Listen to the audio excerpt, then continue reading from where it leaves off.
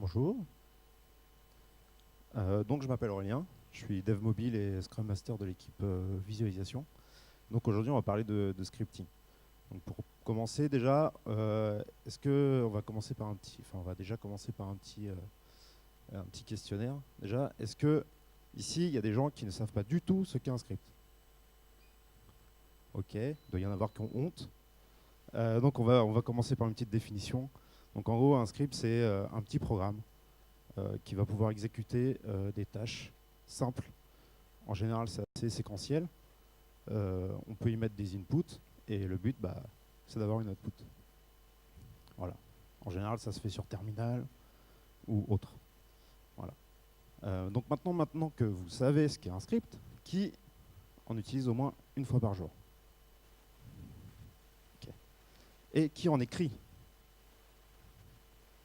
une fois par jour? Si oui, une fois par jour. Ok. Alors, quand est-ce qu'on va faire un script? En général, on fait un script quand on n'arrête pas de nous dire tu peux nous faire ça, s'il te plaît? Voilà. Donc en gros, ce qui se passe, c'est qu'on va venir une première fois, on va nous dire voilà, est-ce que tu peux me faire un petit truc vite fait? Je sais que tu sais le faire, voilà. Donc ok, on le fait. On va estimer que ça nous prend à peu près une dizaine de minutes. Ensuite, on va revenir un petit peu après. Ah ouais, tu me l'as fait la dernière fois, tu veux pas me le refaire? Ok, bon, c'est bon, je sais le faire. Donc voilà, c'est un peu plus rapide. Ensuite, on va revenir un peu. Ouais, c'est bon, maintenant tu gères. Tu peux me le refaire encore un peu? Voilà, on le refait. Et après, on nous revient. Ok, alors c'est sûr, ça ne prend que 5 minutes. Mais voilà, ça nous prend 5 minutes, quoi. Donc là, ce qu'il faut se dire, c'est bon, on arrête, on va scripter tout ça, on va automatiser tout ça. Donc, qu'est-ce qu'on fait? On se met sur notre PC, on va faire un petit programme. Ça va nous prendre quelques heures, des fois un peu moins quand même. Il faut faire attention à bien faire les choses. Donc, quand on fait des rm-rf, s'arranger que c'est pas slash, qui est juste après, ou le dossier dans lequel il y a votre script. Voilà, par en connaissance de cause.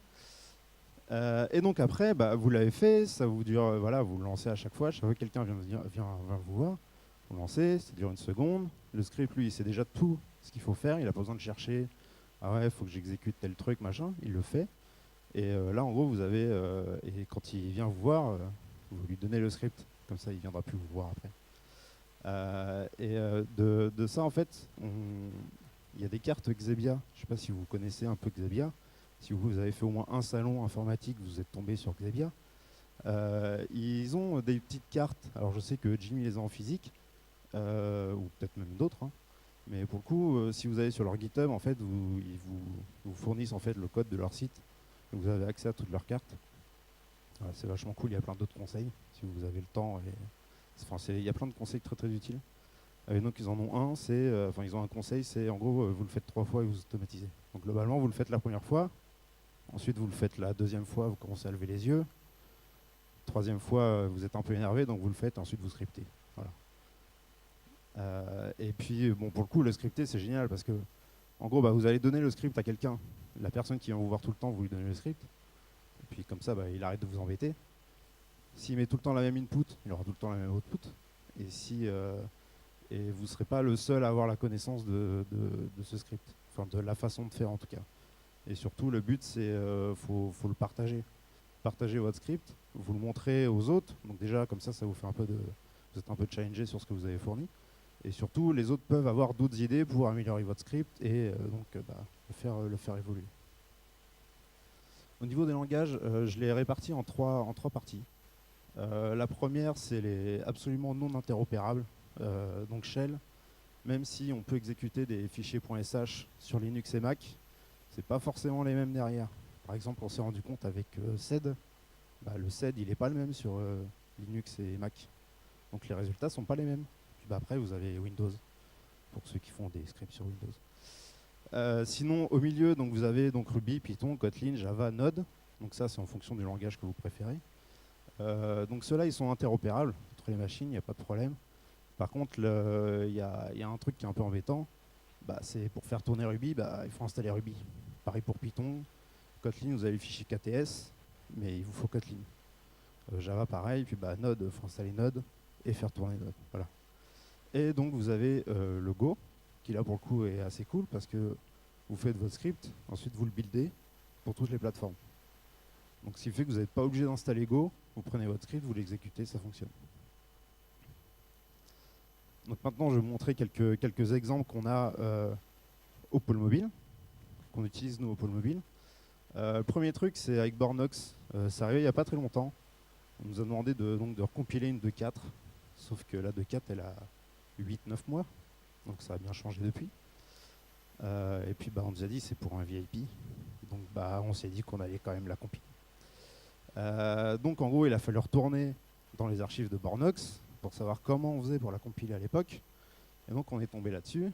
Donc c'est un Xcode 7.3. Là ils ont sorti la 9 il n'y a pas très longtemps. Et on utilisait en gros les API d'Xcode. Donc c'est des Xcode build avec plein de paramètres, des accès au kitchen pour récupérer les certificats. C'était chiant. Bref, et donc en gros ce qu'on a fait c'est donc la 2.4, la 2.5. En gros on a mis un petit script donc, qui s'appelle build-IH. On l'a mis dans workspace /CI. Et donc en gros comme ça, en tout cas de notre côté dans un premier temps, on prenait le projet, la bonne branche, enfin le bon tag plutôt, on exécutait ça, ça se compilait, c'était parfait. Ensuite on est regardé de 6, de 7, de 8, on a changé de version d'Xcode et on est passé à Fastlane. Fastlane c'est une boîte à outils en fait pour pouvoir compiler sur iOS et Android. Ça fait plein d'autres choses que compiler, ça va justement récupérer tout ce qui est certificat, accès au kitchen, etc. Ça prend des screenshots, voilà, si on en a envie. L'anneau c'est vraiment juste pour compiler. Et donc pareil, donc dans les 2.6, 2.7, 2.8, dans le dossier CI, on a mis un build.ih.sh. Et ensuite en 2.9, on utilise, à partir de 2.9, on utilise Fastlane, mais on a Xcode 8.3. Voilà. Et donc en gros, on a mis tout ça là-dedans, donc dans ce dossier-là, sur chaque tag. Et en gros, on a rendu ça disponible. Donc c'est sur IC2. Si jamais quelqu'un veut compiler un IP à Bornox, il va là-dessus. Il fait build with parameter, il choisit s'il le veut en HTTP ou HTTPS. C'est surtout pour les raids, enfin pour l'équipe Bornox. Parce que beaucoup, il y a des fois, ils ont besoin de tester sur leur machine. Donc pour tester sur leur machine, ils ne peuvent pas le faire en HTTPS. Et ensuite, il y a juste à choisir. Vous voulez la version, vous dites, vous voulez tel tag. Voilà. Vous faites un copier-coller là-dedans, vous faites build, vous attendez 5 minutes, et c'est prêt, vous pouvez manger. Oui, juste pour revenir là-dessus. Donc, quand on a fait ça, IC2 est en Jenkins 1, et on a Jenkins 2 depuis une semaine. Donc il va falloir peut-être qu'on revoie, alors peut-être pas pour les vieux builds, mais en tout cas pour les nouveaux, parce qu'avec Jenkins 2, il y a donc les Jenkins files, etc. Donc voilà, il faut qu'on mette ça aussi un petit peu en place pour les nouveaux projets. Ensuite, Jira. Donc je suis Scrum Master, j'utilise pas mal Jira, et il y a des trucs qui m'énervent pas mal dans Jira, et notamment sur les sous-tâches. On ne peut pas, par exemple, setter des labels sur des sous-tâches de façon automatique dans Jira. Il faut à chaque fois rentrer dans le projet, sélectionner toutes les tâches, faire un bulk edit, on clique 50 fois, si c'est possible, parce qu'il suffit juste qu'il y ait une tâche qui est fermée et vous pouvez pas setter votre label. Bref, c'est long, c'est fastidieux. Et donc je suis tombé sur un petit programme en Go qui s'appelle Gojira. Voilà. Donc Gojira, c'est un groupe de métal. C'est un groupe de métal. Ils ont commencé en 96 et en fait à la base, ça s'appelait Godzilla et en 2001 ils sont passés à Gojira. Voilà, si vous aimez le métal, c'est vachement cool. Un peu moins le dernier album, mais bon, avant c'est vachement bien. Sinon, pour revenir, donc alors ça s'appelle Netflix, mais a priori c'est pas Netflix. C'est donc Netflix Skunkworks, je sais pas ce que c'est exactement. Ils ont plein d'autres petits projets, mais c'est pas a priori lié à Netflix. Donc ils ont Gojira. Pareil, quand vous faites du Go et que vous cherchez des plugins, vous faites Go tirer ce que vous cherchez. En général, vous tombez sur un ou deux résultats parce que tout le monde fait ce truc-là. Après, il y a aussi Go GitLab. Voilà. C'est assez facile à trouver. Et donc, il y a plusieurs choses qu'on peut faire une fois qu'on l'a installé. Donc ça, c'est en standalone. On peut faire donc des listes en passant des queries directement. Donc c'est vachement pratique. Si vous voulez juste faire une recherche, vous n'êtes pas obligé d'aller dans Jira. Alors après, c'est sûr que là, vous n'avez pas l'autocomplétion et tout, mais si vous voulez garder votre query quelque part et l'exécuter, c'est assez facile. Et moi, je me suis fait un petit alias avec l'IT-Task. Quand Cédric passe dans le coin, j'ai toujours un petit terminal d'ouvert. Je fais mon IT-Task. En général, il y a toujours droit à un petit bah tiens, tu tombes bien, toi. D'ailleurs, il m'a suggéré de le renommer comme ça, cet alias. J'y réfléchis. Et donc, moi, j'ai fait un script en fait par-dessus, qui utilise Gojira, qui permet donc de setter les labels aux issues. Donc c'est assez facile, hein. On lui donne une liste d'issues ou une query, on lui donne les labels qu'on veut mettre, et on a la possibilité donc de setter voilà, l'include subtask. Donc ce qui fait que si on ne peut pas, parce que la tâche est fermée, bah, il nous pète une erreur, mais au moins il ne nous a pas empêché d'exécuter notre script. Et donc ça permet voilà, de donc, ajouter, setter, et là après il y a le remove, les labels sur toutes les tâches. Ensuite on avait un autre problème au pôle mobile, c'était les merge requests qui s'accumulaient. C'est un problème toujours actuel. Mais au moins, on a quelque chose de visuel. Donc à la base, c'est notre cher Jimmy, notre feu Jimmy mobile qui l'avait commencé. Nous, on l'a repris après, mais bon, après, c'est aussi dispo. Donc là, ce qu'on a, c'est que donc, tous les jours, à 1h du matin, on a droit à notre petit mail qui nous dit « ça, c'est toutes les merge requests que vous avez ». Donc en gros, les indications, elles sont assez sommaires, hein. Comme vous voyez, ce mail est magnifique. S'il y a des fronts qui veulent travailler dessus, allez-y, hein. Donc en gros, c'est le projet. Là, vous avez directement un lien sur la merge request. Ça vous dit de quelle branche vers quelle branche, ouvert il y a combien de temps, par qui, et là, vous avez les pouces. Voilà. Donc tous les matins, on arrive et on a un petit récap. Et forcément, bah, vous pouvez aussi l'exécuter sur votre machine. Quand on vous dit, tiens, j'ai ma merge request, vous pouvez lui dire que bah, voilà, c'est bon, tu as déjà 2 pouces, tu peux y aller sans être forcé d'aller sur le lien. En général, quand on a des mails comme ça ou beaucoup de merge requests. Ah, j'ai oublié un truc, c'est pas grave. C'est juste après. Donc là, comme je vous disais, donc on a Go GitLab. Voilà, donc c'était facile à trouver. Et donc, pareil, disponible sur GitLab, GitLab Digest, vous cherchez, c'est assez facile à trouver. Et donc, pareil, le job est là.